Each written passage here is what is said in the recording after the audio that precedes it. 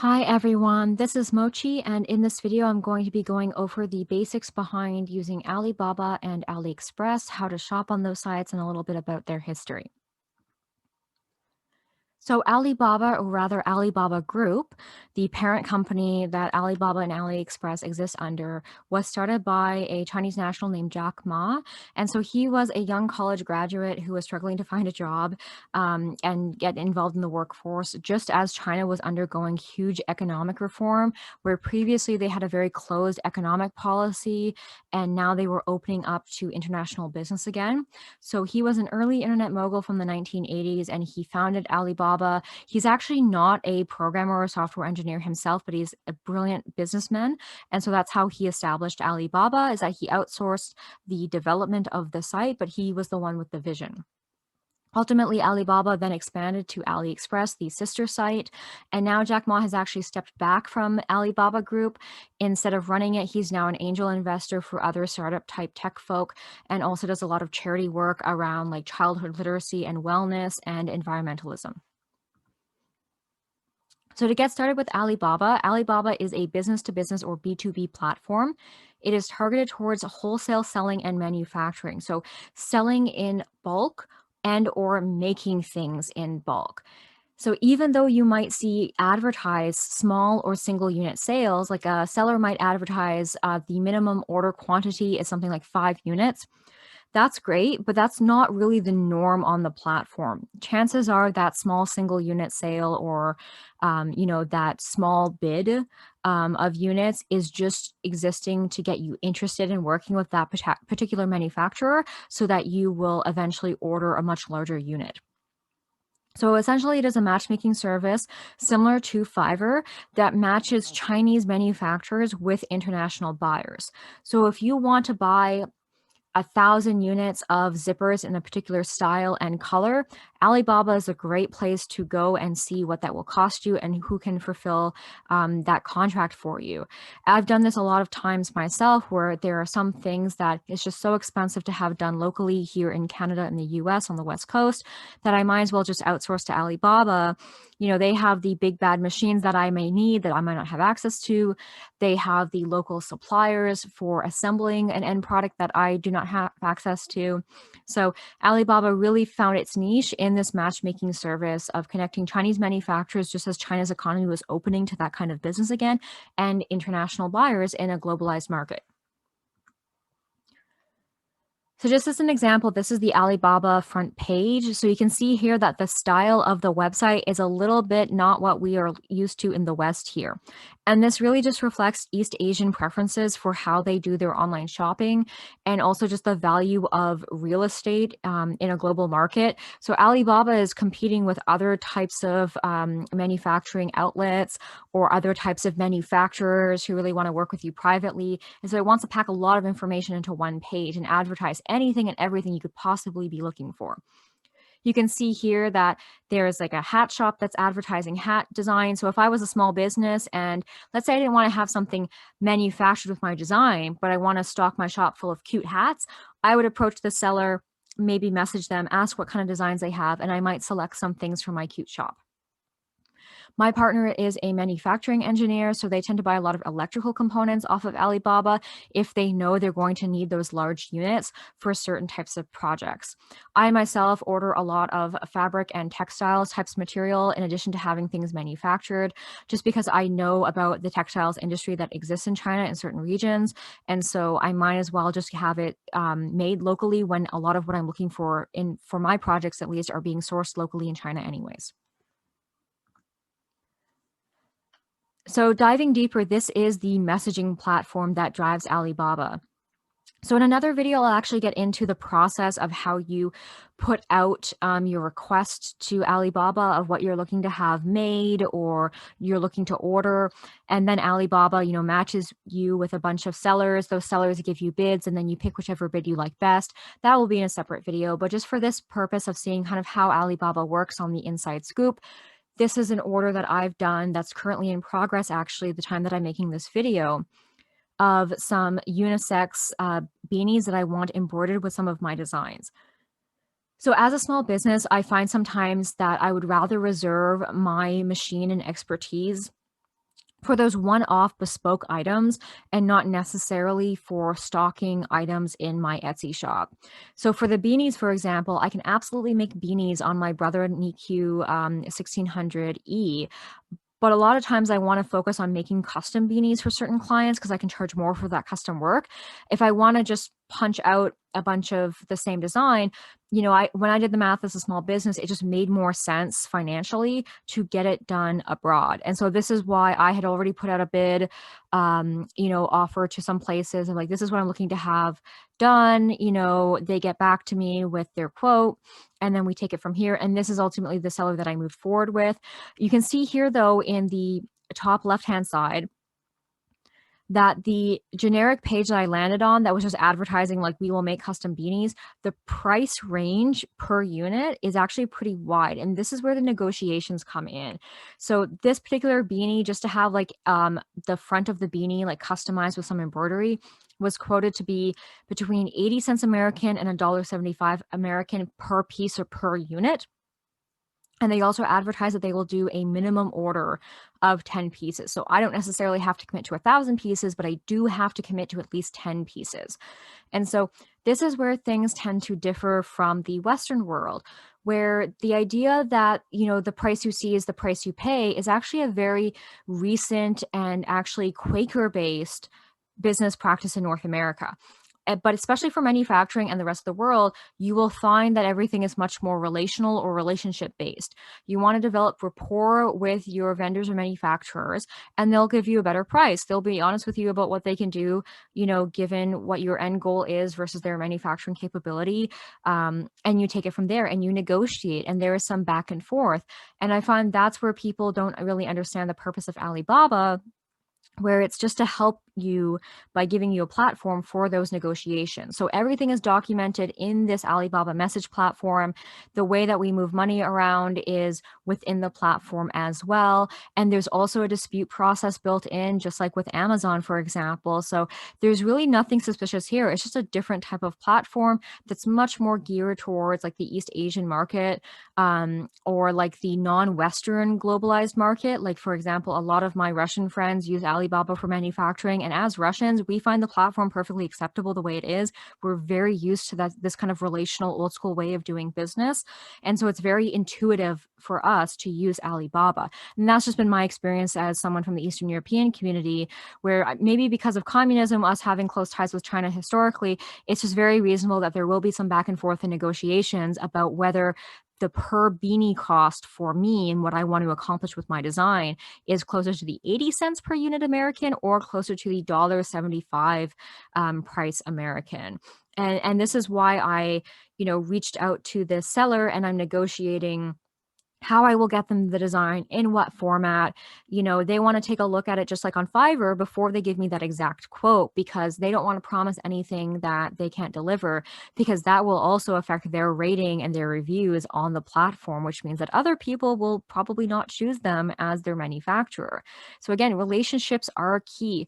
I might do another video about kind of like the cultural psychology about how different communities do business or how different communities communicate.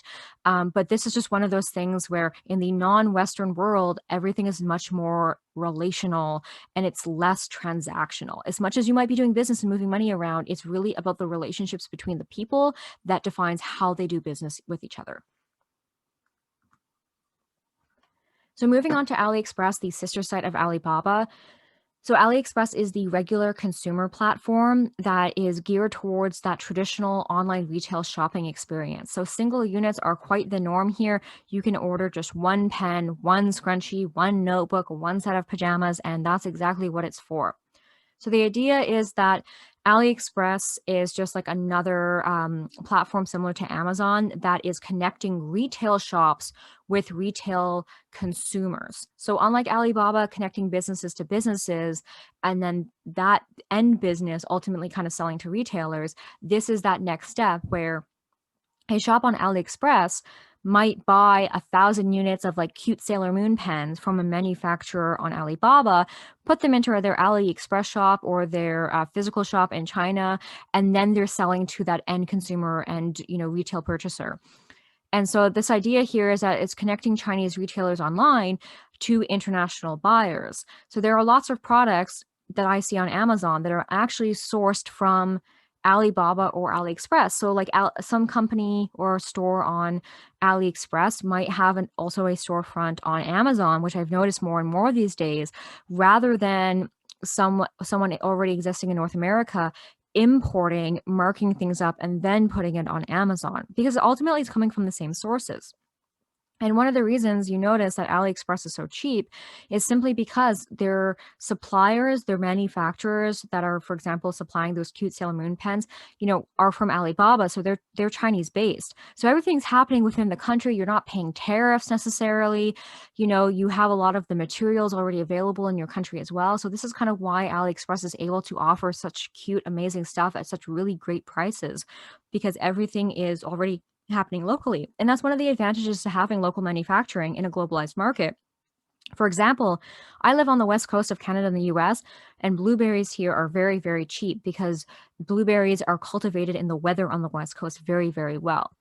However, if I go back home to Toronto, blueberries suddenly become very, very expensive, and strawberries now are the cheap fruit to have. That's because strawberries are grown much more prolifically in Toronto and I guess the really southern Ontario, Niagara region than blueberries. Blueberries have to be imported. The weather in Ontario just doesn't support the growth of blueberries. It's similar to here. Market forces dictate that things on AliExpress be really, really cheap because they're coming from the place they were made in the first place. They haven't gone through all of that arbitrage with the different levels of buying and reselling, buying and reselling. So they're much, much closer to their original manufacturer cost. However, I've noticed again lately on Amazon that people are just reselling things off of AliExpress after marking them up. And that has always been the case to some extent. A lot of products on Amazon you can find much cheaper on AliExpress and find even cheaper on Alibaba if you're willing to commit to like 1,000 units of it.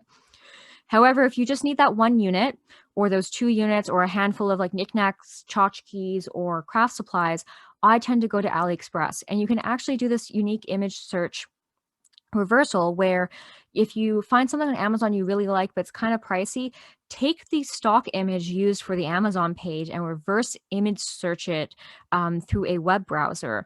And you can quickly find that likely there are a whole bunch of shops on AliExpress selling the exact same thing because they're ultimately getting it probably from the same one or two manufacturers on Alibaba or through other, Chinese-based retailers or manufacturers for that case. So that's normal when you import things that things get marked up. But I notice that Amazon, there's just a very distorted relationship these days between the manufacturer's price, the percentage increase for profits, and then again the percentage increase for importing it to sell on Amazon within North America has just gotten astronomical. When as long as you're a bit patient and you're willing to wait a couple of weeks for the Chinese National Post to ship your items from the seller from AliExpress to your doorstep in North America, you can absolutely save a lot of money. So what I tend to do is I tend to stock up on things. I will stock up on certain types of craft supplies for my niece. I will stock up on little homeware kind of things, and I will just bake in that postage time into the price of the item. So I know that I'm saving, let's say, like $5 on this item, but it will take 3 weeks to get there. For saving $5, I'm very happy to do that, especially if it's something that I don't need immediately. I just like the transparency behind knowing where it's come from.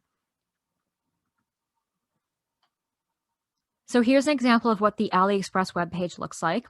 Very similar to Alibaba, as you can tell, very kind of crowded with information, but the idea is that it is a shopping site. They want you to shop. And they advertise on the left-hand side here a whole bunch of different categories, basically trying to advertise to you that they really do cover almost anything.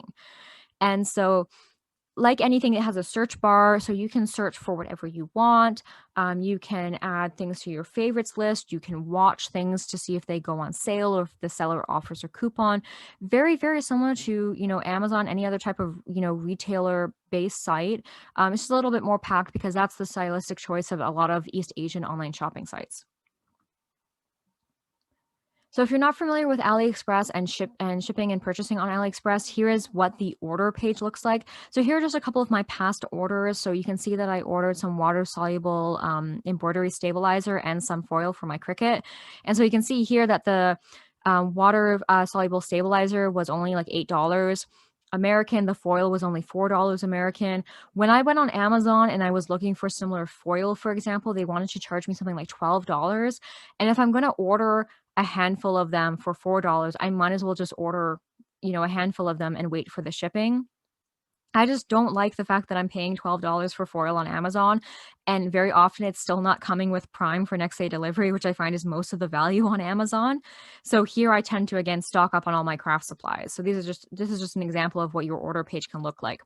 So unlike Alibaba though, there is very limited communication between the sellers on AliExpress and the buyers. So I really only communicate with the sellers if they're out of a particular item that I'm looking for, and I'm going to ask if they're going to ever restock on it, or if I'm asking if they can package things a certain way. Because I live between Canada and the US on the West Coast, Canada is much stricter with what you can import to the country, even if it seems really like juvenile sometimes about what you can't import to Canada, where it seems really arbitrary, like what things are allowed and what things are not allowed. So I tend to ship a lot of things to my place in Seattle, and it's just easier that way. So depending on the country, you might want to communicate with them about how you want it packed. Like for example, sometimes I want things packed all together to save on shipping, maybe a few bucks. Other times, I don't care if they come in different postage boxes, right? It just really depends. But unlike Alibaba, where you're constantly negotiating and building a relationship, AliExpress is that traditional transactional relationship because you're just shopping on an online store. It's no different than walking into H&M and ordering a bunch of t-shirts and then leaving. You don't really need to talk to sales staff unless, again, like you're looking for a certain size, looking for a certain product, having problems, that sort of thing. So rather than Alibaba being based in communication, AliExpress is just based in regular dollars and shopping. So one thing that I see a lot that comes up in these types of Facebook groups is that, hey, aren't Alibaba and AliExpress scams? My friend had a bad experience, or their package never arrived, or you can't trust these Chinese sites and all that jazz. I don't trust them with my credit card information, all these things. And to that, I just want to say, these are legitimate online retailers. They are not Western, and that seems to be the problem. So just because it's not something that you're used to, a way of being, knowing, or shopping that you're used to, does not make it less valid. Like I mentioned before, this idea that what you see as the price tag is what you pay is a very recent and very Western, based invention. It's actually something out of the religious Quaker movement. Because one of the Quaker religious values, for those who are interested, is being transparent and honest, basically to a fault. It's kind of interesting. And so the idea is that you would have prices and that's what you would pay in a Quaker owned business, but that was actually not the case when they started that practice. The vast majority of businesses until the early 20th century were based on relationships. Again, they were based on bartering, negotiation, and sometimes that led to problems where if you weren't happy with the price you got because some guy got it cheaper because he was friendlier with the general store clerk, that could be a legitimate problem for you. And so what I find often is just that people aren't familiar with the ways of doing business outside the Western world. And they don't realize that a lot of our views are implicitly kind of biased towards very Western European ideals of what should happen in a transaction, how people should communicate when doing business. And that's just not universal. Like most business happens in China and India right now. So East Asia and Southeast Asia, and they have very different ways of existing in this world. They have very different practices, and especially they have very different ways of doing business. So Alibaba and AliExpress are not any less legitimate just because they are Chinese owned and operated, just because the country that they are based in is communist rather than capitalistic. They're just online retailers like anything else, and really they are designed to make money at the end of the day, regardless of what their national government's ideologies are. This is the whole point of the Chinese economic reform that it's been undergoing as a country, is to open itself up to doing business on an international level. And so when people are having bad experiences with Alibaba and AliExpress, I have to ask if they are managing their expectations around what these platforms were designed to service, why these platforms exist, and if they're really on the right platform. Because if you're doing a single unit order on Alibaba, maybe not the right place. If you're doing a bulk order on AliExpress, also maybe not the right place. So just like any other shopping experience, it's just important to follow some really basic, know-how and have some knowledge about what these platforms are about, just like you would have for Amazon. There are plenty of scammers on Amazon. And just because Amazon is a Western American based website does not necessarily make it more legitimate than AliExpress, for example. So, like I said, Alibaba and AliExpress should be treated like any other shopping website. When you're shopping anywhere, even your most favorite brand, you should always follow these really basic precautions when doing anything that involves money online.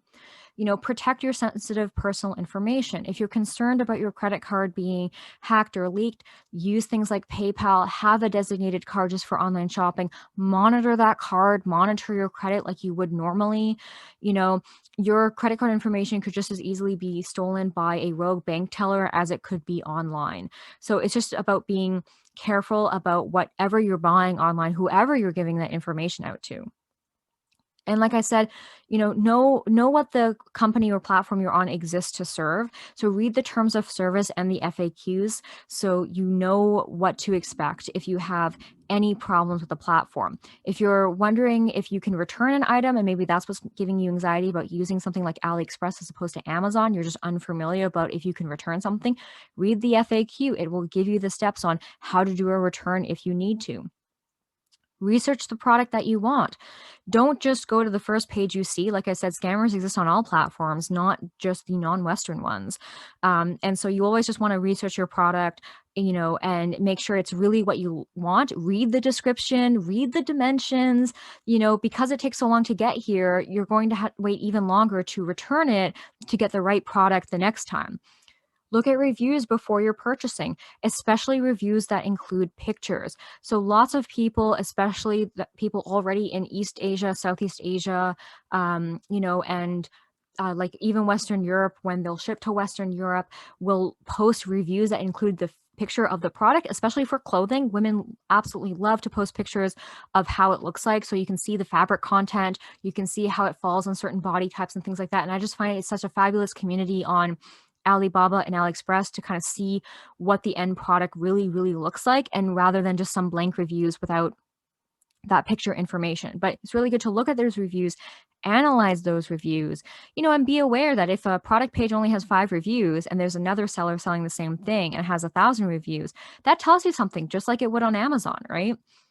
Manage your expectations.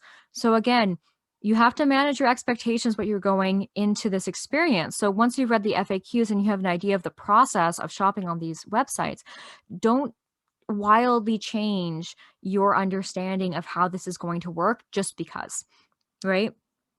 Just like with anything in life, if you manage your expectations from the get-go, you'll be more prepared when things don't go well. It's unreasonable to expect AliExpress, for example, to behave exactly the same way as a site like Amazon. It's not Amazon.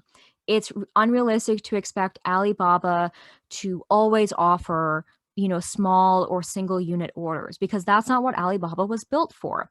Again, it's just about managing those expectations and keeping them realistic and grounded. Don't be afraid to communicate. Negotiate, like I mentioned, is a big part of Alibaba, not so much AliExpress, but you can absolutely communicate about requesting a refund on AliExpress, change your order status on both sites. I find myself sometimes changing the order to include more or less of an item. And honestly, as long as you message it before they ship out, retailers are happy to work with you, right?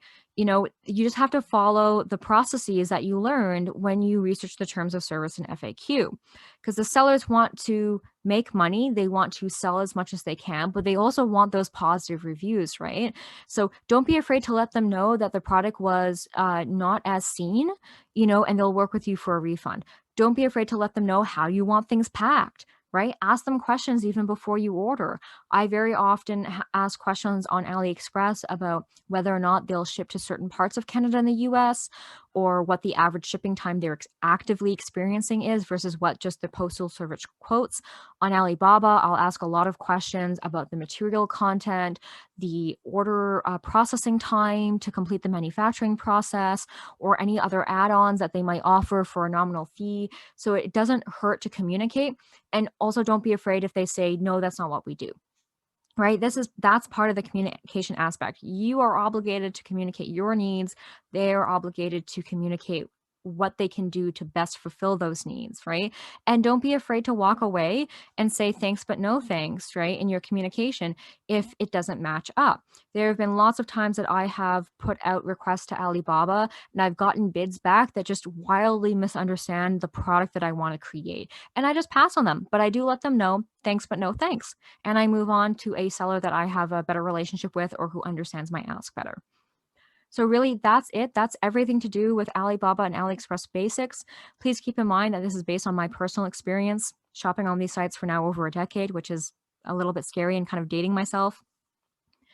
But also that these are just the basics. And so, for example, in a future video, I might cover the actual manufacturing process on Alibaba, or even just the shopping experience on AliExpress, how you would add things to your basket and order them and get them shipped in and what they look like and how they're packaged and that sort of thing. But for now, go have fun. Consider having things manufactured on Alibaba. Even just researching some prices is always a good start. Have fun shopping on AliExpress, ordering cute knickknacks and craft supplies like I do all the time for myself, my projects, and my niece. Have a great day.